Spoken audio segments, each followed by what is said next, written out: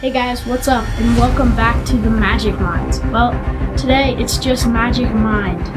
It's just me, Caleb, here, with my extended deck tech of Hapatra, Vizier of Poisons. Today I'll go more in depth on my deck, my episode 4 deck, and yeah, let's get into it. So Hapatra, Vizier of Poisons is a green-black for a 2/2 legendary creature, human cleric. When Hapatra, Vizier of Poisons deals combat damage to a player, you may put a -1/-1 counter on target creature. Whenever you put one or more -1/-1 counters on a creature, create a 1/1 green snake creature token with Death Touch. So obviously this commander is definitely following a -1/-1 counter theme. It puts -1/-1 counters on creatures, and it rewards you for doing that. So, I'll start with my spotlight cards. Won't go too in-depth on these because, if you want to hear more about these, go check out, Magic Minds episode 4, -1/-1 counters. That, all of us, the whole squad will be there for that one. We'll be going through just our spotlight cards. And then we'll each have extended deck techs. So make sure to go watch, Evan's, Finn's, and Jack's. So, yeah. My spotlight cards are one of the best cards in the deck is probably Parallel Lives. It is 3 and a green for an enchantment. If an effect would put one or more tokens onto the battlefield under your control, it puts twice that many of those tokens onto the battlefield instead. So it doubles the tokens you're going to be making with Hapatra, which is very powerful. Twice the tokens. It's just such a powerful effect, and that's why it's one of the spotlight cards. Another spotlight card is Skull Clamp. It is 1 for artifact equipment. Equipped creature gets +1/-1. So, and whenever equipped creature dies, draw 2 cards, and it has equip cost 1. So it's basically, once you have Skull Clamp out, you can pay 1 and can pay 1 to equip it to a snake, you'd be sacrificing the snake to draw 2 cards. That's just such a good value. Like, it's very little for drawing 2 cards, and in black-green there isn't much card draw, so, like, that's really good. Another spotlight card is Carnifex Demon. It is black 4 for a 6/6 flyer. Carnifex Demon enters the battlefield with 2 -1/-1 counters on it. And you can pay black to remove a -1/-1 counter from Carnifex Demon and put a -1/-1 counter on each other creature. So I know what you're thinking. That's going to kill your snakes. Why is that good? Well, it's going to kill your snakes, but you're going to get all those snakes back because -1/-1 counters are being placed on them. And, you're gonna put a -1/-1 counter on all the other creatures and gonna get more snakes. So, and it's just black. You're probably only gonna be able to do this once because then you're gonna be killing Hapatra on the second activation. But still, just one activation is really good. And then you just have a 5/5 flyer for the rest of the game. So that's a really good card. The last and fourth and final spotlight card is Growing Rights of Itlimoc, Cradle of the Sun. It's like one of those Ixalan enchantments that transforms into a land. So, it is 2 and a green for Growing Rights of Itlimoc, which is a legendary enchantment. When Growing Rights of Itlimoc enters the battlefield, look at the top 4 cards of your library. You may reveal a creature card from among them and put it into your hand. Put the rest on the bottom of your library in any order. Which is pretty good. Top 4, you get to loot the top, not loot, but get to look at the top 4 for a creature card. And at the beginning of your end step, if you control 4 more creatures, transform Growing Rights of Itlimoc. Which, you're going to have 4 creatures pretty easily in this deck with all the tokens you're generating with Hapatra. And then it transforms into Itlimoc, Cradle of the Sun, which is a legendary land. You can either tap it to add green to your mana pool, or tap it to add green to your mana pool for each creature you control. And this could be so many mana in this deck. It's just so powerful how many mana you could get. So those are our spotlight cards. So we'll move on to some of the other good cards. So what this deck's going to try to do is distribute -1/-1 counters among creatures. And some of the best cards to do that, one is Splendid Agony. It's 2 and a black for an instant. Distribute 2 -1/-1 counters among 1 or 2 creatures. So that's just really good.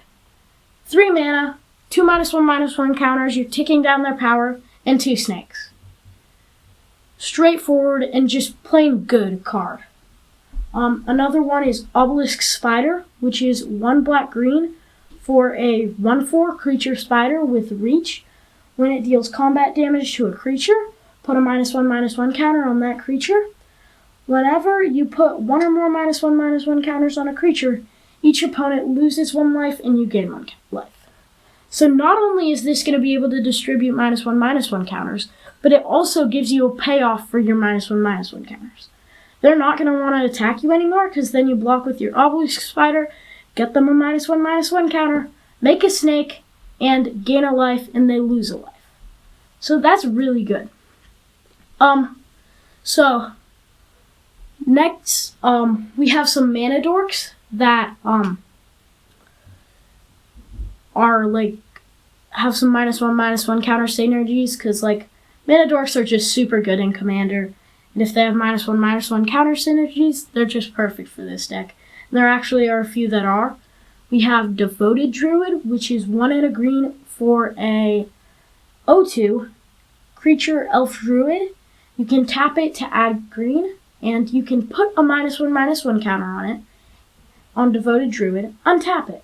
So you can tap it for a green, you can put a -1/-1 counter, which is going to trigger a Hapatra and make a snake, and then you get to untap Devoted Druid.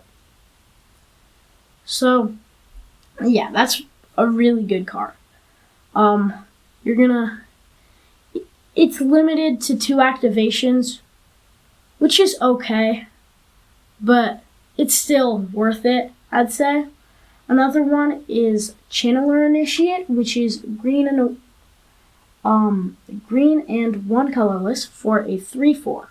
When Channeler Initiate enters the battlefield, put 3 -1/-1 counters on target creature you control. So you're going to be putting those on Channeler Initiate, because the second ability says tap it, remove a -1/-1 counter from Channeler Initiate, and add 1 mana of any color to your mana pool. So you're going to get a trigger off of Hapatra when it enters, and then you can tap it to remove a 1/1 counter and add a mana to your mana pool, which is really good. This is like a 3/4 for 2 that has a mana dork, though it's usually going to be an 0 when it enters, but that's fine. Like, in our deck, that card is very, very good. Then we have Plaguemia, which is a 2/2, which is 2 for a 1/1 with Infect. If you haven't watched our first video and don't know what Infect is, it is this creature deals damage to creatures in the form of -1/-1 counters, and to players in the form of poison counters. And then you can tap it to add 1 to your mana pool. Pretty straightforward and just plain good. So some of the other best -1/-1 counter distributors are Soul Snuffers is a really good one. It is black and 2 for a 3/3 creature elemental shaman. When Soul Snuffers comes into play, put a -1/-1 counter on each creature. So this card is so good. You're going to put a -1/-1 counter on all creatures and just get a ton of snakes. This one, though, is kind of like Carnifex Demon. It's going to kill all your snakes that you currently have, but that's okay, because then you get them all back, and you get more. We also have Incremental Blight, another really good one, which is 3 black for a sorcery. you can put a -1/-1 counter on target creature, 2 -1/-1 counters on another target creature, and 3 -1/-1 counters on a third target creature. So I'm going to get 3 Hapatra activates and triggers, and you're going to you could probably kill you could kill a 6/6 with that, which is really good.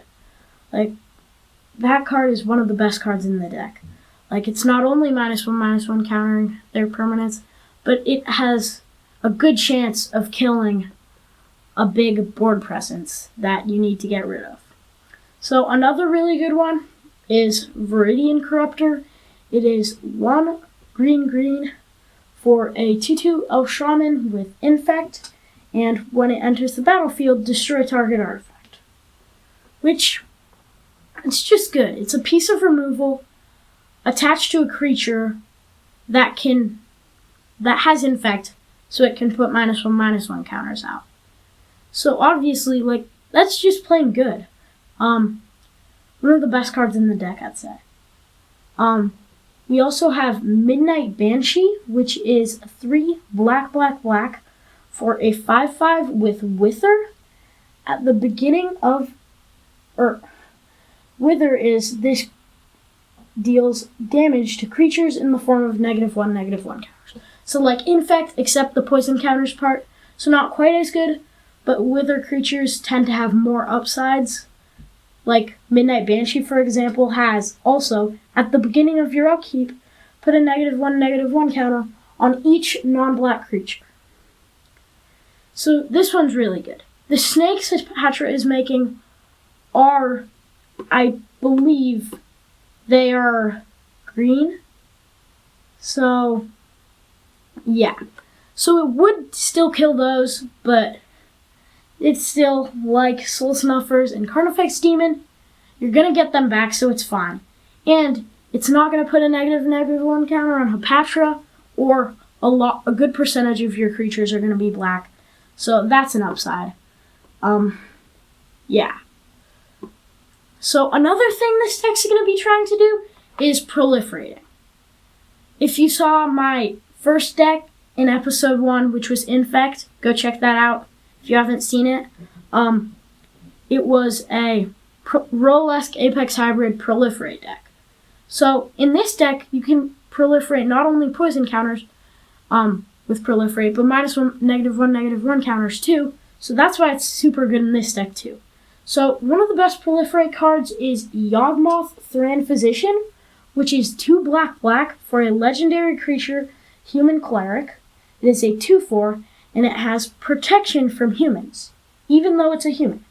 And you can pay 1 life, sacrifice another creature to put a -1/-1 counter on up to 1 target creature and draw a card.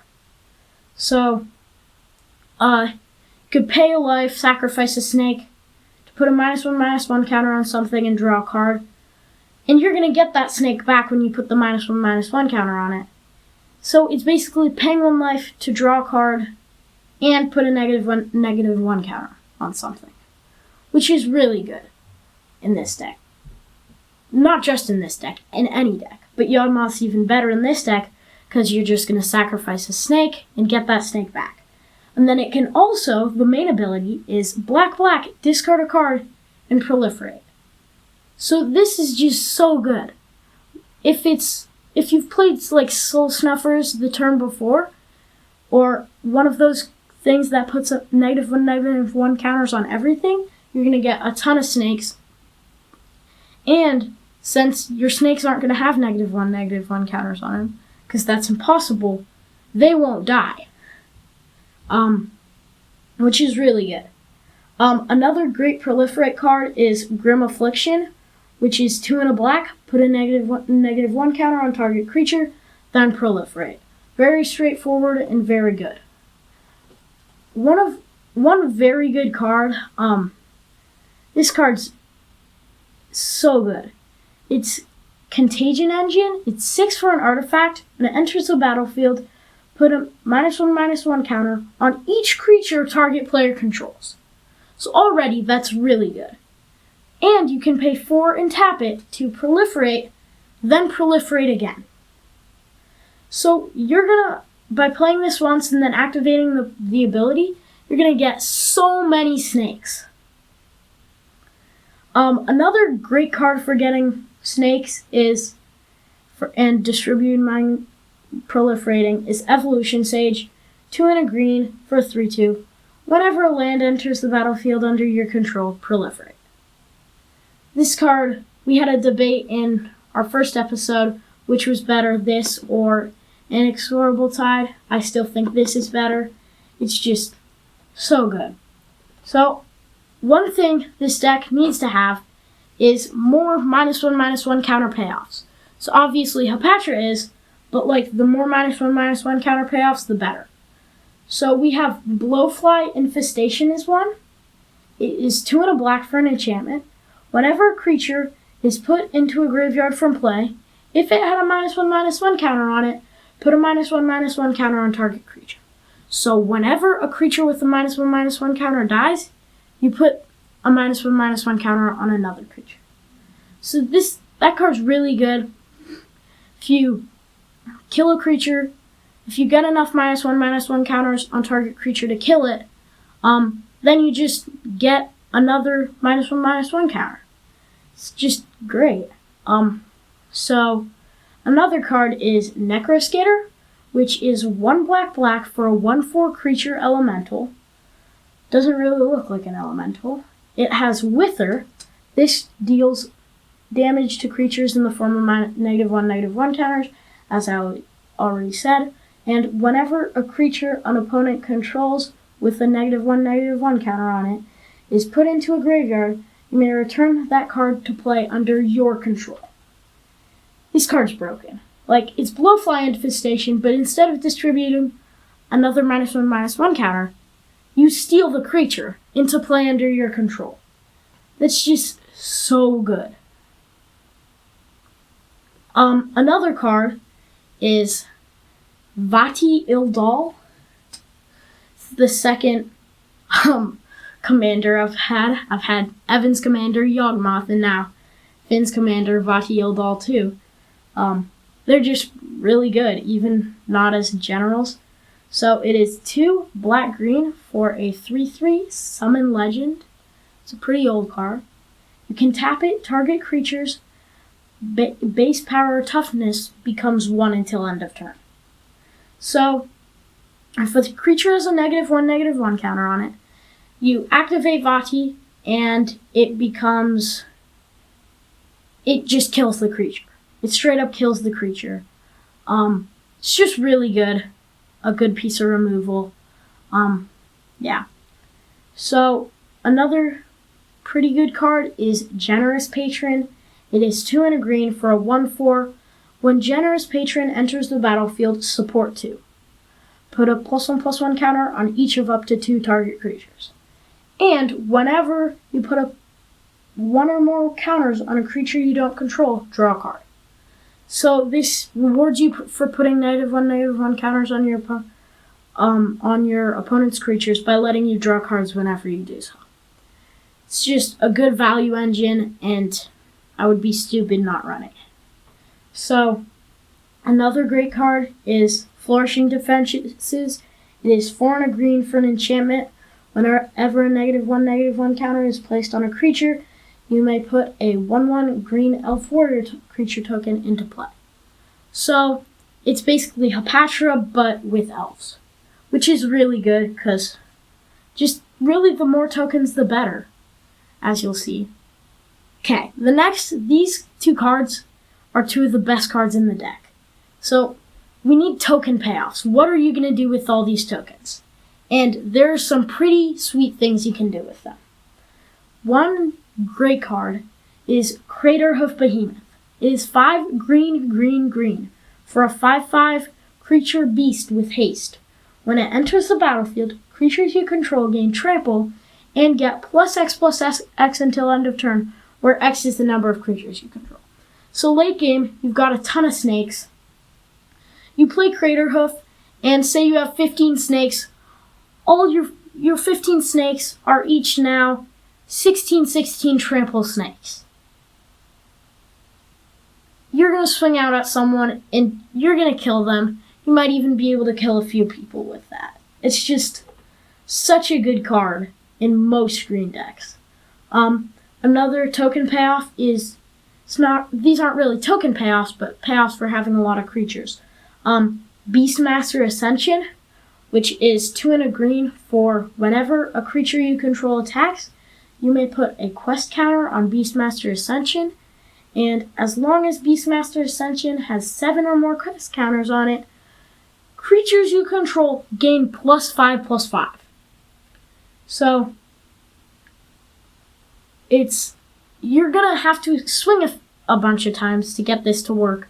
But with Hapatra, you're gonna wanna be swinging with Hapatra to get the -1/-1 counters. You could swing with elves, but once you have 7 or more quest counters, all your creatures getting +5/+5 is insane. Your 1/1 snakes become 6/6 mega snakes. It's just insane. Very scary to play against. Okay, now we'll go over my land base. So, for lands, I am running, I believe, 39 lands. Getting rusty with my math skills being out of school. So, one of the best lands in this deck is Karn's Bastion, which is, it's a land. You can tap it to add a waste, but you can pay 4 and tap it to proliferate. So, it's just a really good utility that if you're have a bunch of mana and nothing to spend it on, you can proliferate and get a few Hapatra triggers.